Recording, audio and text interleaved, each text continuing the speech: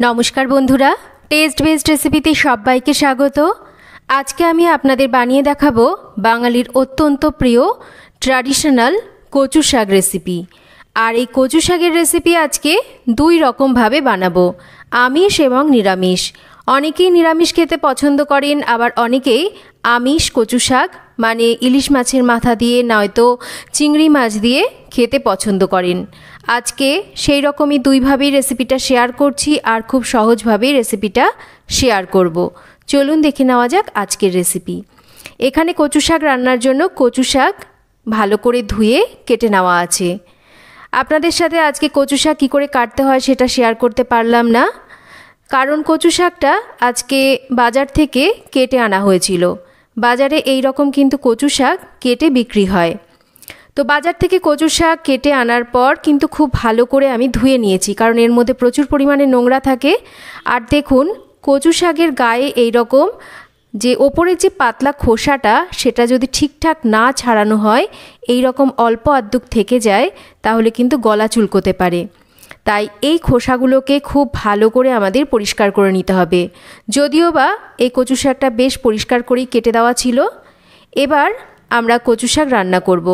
কচু শাক রান্নার জন্য একটু বড় পাত্র হলেই ভালো হয়, কারণ কচু শাকটাকে প্রথমে আমাদের একটু ভালো করে সেদ্ধ করে নিতে হয়। একটা কড়াইতে আমি কেটে নেওয়া কচু শাকগুলো দিয়ে দিচ্ছি। আর পুরো কচু শাকটা একসাথে ধরবে না, তাই হাফটা দিলাম। এবার হাফ চামচ মতন লবণ দিয়ে মিডিয়াম ফ্লেমে রেখে একটা ঢাকা দিয়ে বেশ কিছুক্ষণ রেখে দিয়েছিলাম। দেখুন, কিছু সময় পর কচু শাকটা কিন্তু বেশ নরম হয়ে এসছে। এবার বাদবাকি কচু শাক দিয়ে দিচ্ছি, আর দিয়ে দিচ্ছি এখানে ভেজানো ছোলা। ছোলা ছাড়া যেন কচু শাক অসম্পূর্ণ, তাই ভেজানো ছোলা কচু শাকে দিলে কিন্তু তার স্বাদটাই হয়ে যায় একদম অন্য রকম। এবার ভালো করে একটু নাড়াচাড়া করে কচু শাকগুলোকে ওপর নিচ করে দিচ্ছি, যাতে সমস্ত কচু শাক ভালো করে সেদ্ধ হয়ে নরম হয়। আলাদা করে কিন্তু জল দেওয়ার একদমই দরকার নেই, তবে অনেকেই আলাদা করে জল দিয়ে কচু শাক সেদ্ধ করেন। দেখুন, আমি জল ছাড়াই কচু শাকটাকে এইরকম ঢাকা দিয়ে রেখেছিলাম বেশ কিছুক্ষণ। কচু শাক থেকে প্রচুর পরিমাণে জল ছেড়েছে, আর এখন তো বর্ষাকাল, কচু শাকের মধ্যে থাকে প্রচুর পরিমাণে জল। এই জলেই শাকটা ভালোভাবে সেদ্ধ হয়ে গেছে। এবার এই কচু শাকগুলোকে একটা এরকম ছাঁকনির ওপর বা আপনারা চাইলে যে কোনো ঝুড়ির মধ্যে রেখে কিন্তু এই কচু শাকের ভেতরে থাকা যে জলটাকে একটু ভালো করে বের করে দিতে হবে। যতটা সম্ভব এইরকম একটু চেপে চেপে কচু শাকের মধ্যে থাকা জলটাকে আমাদের ফেলে দিতে হবে, কারণ এই জলটা যদি থেকে যায় তাহলে কচু শাক রান্না করতে কিন্তু অনেকটা সময় বেশি নিয়ে নেয়। কচু শাকের মধ্যে যদি জল ভাব থেকে যায়, সেই কচু শাক খেতে কখনোই ভালো হয় না। তাই খুব ভালো করে কচু শাকের জলটাকে যতটা সম্ভব আমি চেপে চেপে ফেলে দিয়েছি।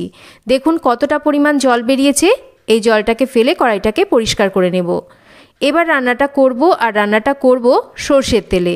যে কোনো তেলেই করা যেতে পারে, তবে সর্ষের তেলে আমার মনে হয় স্বাদটা বেশি ভালো হয়। তেলটা গরম হলে বেশ কয়েকটা শুকনো লঙ্কা ফোড়নে দিচ্ছি এখানে 5 ফোড়ন, আর তার সাথে তেজপাতা। ফোড়নটাকে একটু ভেজে নেব। ফোড়ন ভাজা সুন্দর গন্ধ বেরোতে শুরু করলে এবার এখানে দিয়ে দিচ্ছি বেশ কয়েকটা চিড়ে নেওয়া কাঁচা লঙ্কা, কারণ কচু জাতীয় জিনিসে একটু ঝাল যদি বেশি না হয় তাহলে খেতেও যেমন ভালো লাগে না, সেই রকম গলাটাও কিন্তু ধরতে পারে। তাই ঝালের পরিমাণটা অবশ্যই আপনারা নিজেদের স্বাদ মতন এখানে ব্যবহার করবেন। এবার দিয়ে দিচ্ছি অল্প করে একটু হলুদ, কারণ এই সময় হলুদটা তেলের ওপর দিলে হলুদের কাঁচা গন্ধটা চলে যাবে।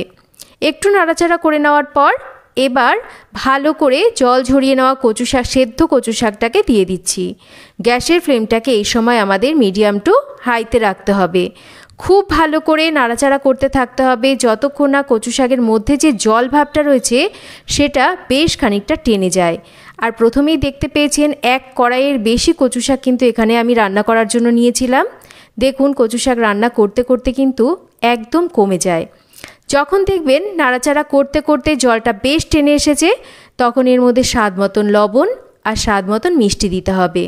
খুব ভালো করে এবার লবণ মিষ্টিটাকে দিয়ে কচু শাকটাকে আবারও মিডিয়াম টু হাই ফ্লেমে রেখে নাড়াচাড়া করে রান্না করতে হবে যতক্ষণ না এর মধ্যে থাকা জলটা পুরোপুরি শুকিয়ে যাচ্ছে। আগেই বলেছি জল থাকলে কচু শাক খেতে একদমই ভালো লাগে না, তাই জলটা যখন পুরোপুরি শুকিয়ে যাবে, তেলটা ছাড়তে থাকবে, তখন কচু শাক আমাদের রেডি হয়ে যাবে। দেখুন এখানে আমার নিরামিষ কচু শাক কিন্তু রেডি। এটাকে কিছুটা আমি তুলে একটা পাত্রে রেখে দিচ্ছি। বাদবাকি কচু শাকটাকে আমি আমিষ কচু শাক করব। তার জন্য একটা কড়াইতে তেল গরম বসিয়ে দিয়েছিলাম। লবণ হলুদ মাখিয়ে নেওয়া ইলিশ মাছের মাথাগুলোকে এবার একটু ভেজে নেব। আজকে ইলিশ মাছের মাথা দিয়ে আমিষ কচু শাক আমি রান্না করব। তার জন্য ইলিশ মাছের মাথা দিয়ে ভালো করে আমরা একটু ভেজে নেব। খুব ভালো করে ইলিশ মাছের মাথাটাকে একটু ভালো করে ভেজে নিচ্ছি। দেখুন উল্টে পাল্টে ইলিশ মাছের মাথাটাকে ভেজে নিয়েছি। এবার এদিকে যে কচু শাকটা আমি কড়াইতে কিছুটা রেখে দিয়েছিলাম আমিষ কচু শাক বানানোর জন্য, তার মধ্যেই ভাজা তেল সহ ইলিশ মাছের মাথাটাকে ঢেলে দিচ্ছি। এবার খুব ভালো করে আরও 2 থেকে 3 মিনিট এই ইলিশ মাছের মাথা আর তেলটাকে দিয়ে কচু শাকটাকে নাড়াচাড়া করে নিতে হবে। অল্প অল্প করে এই মাথাগুলোকে ভেঙে দেব। খুব বেশি আমি ভাঙছি না, কারণ কচু শাকটা কাটা কাটা হয়ে গেলে খেতে সমস্যা হয়। তো এই রকমই অল্প অল্প করে মাথাটাকে একটু ভেঙে দিচ্ছি। 2-3 মিনিট রান্না করে নিলেই তৈরি হয়ে যাবে ইলিশ মাছের মাথা দিয়ে দারুণ সুন্দর আমিষ কচু শাক। আর খুবই কম সময়ে, মানে খাটনি কম করে এভাবে কিন্তু আপনারা 2 রকম কচু শাক অবশ্যই বানিয়ে নিতে পারেন।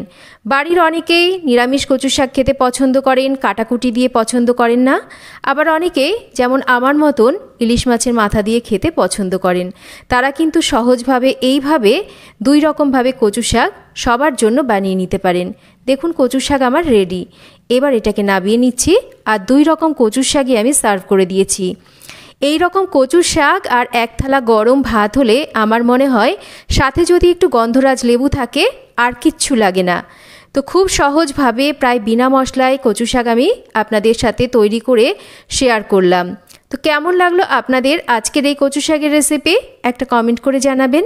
আশা করছি রেসিপিটা আপনাদের সবার ভালো লাগবে। রেসিপি ভালো লাগলে একটা লাইক করবেন, রেসিপি শেয়ার করবেন, আর যদি চ্যানেল সাবস্ক্রাইব করা না থাকে চ্যানেল সাবস্ক্রাইব করবেন। সবাই ভালো থাকবেন।